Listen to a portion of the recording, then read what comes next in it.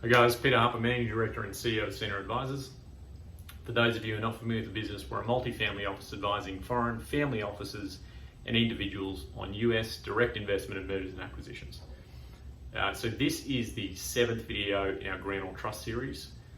For those of you not familiar with the Grantor Trust rules, they are a set of anti-avoidance provisions contained within the Internal Revenue Code that provide that to the extent someone sets up a trust with a domestic or foreign and continues to control that trust, then income, gains or losses are automatically attributed to that individual regardless of who they're distributed to.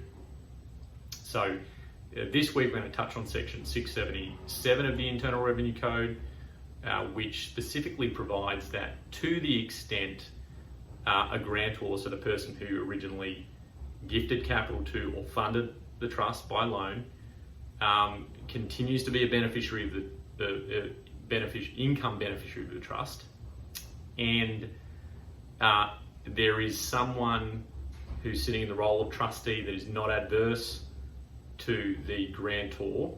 Right, in previous videos we talked about non-adverse versus adverse, right?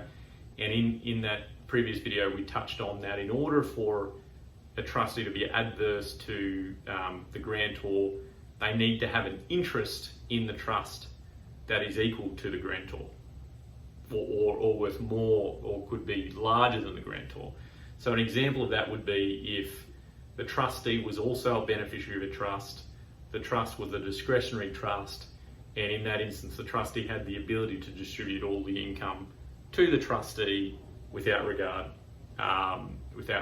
for the grantor.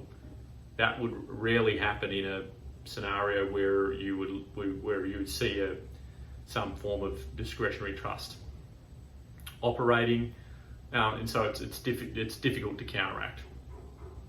So 677 covers the ability for a grantor to still receive income of the trust if someone who's sitting in the position of trustee or appointor is not adverse to the grantor. Okay? So if you have any foreign or domestic structures, so primarily foreign structures, and you're looking to migrate to the US and you want to ascertain whether or not you trust the grantor trust and what that means for the taxation of the structure, please reach out. Cheers.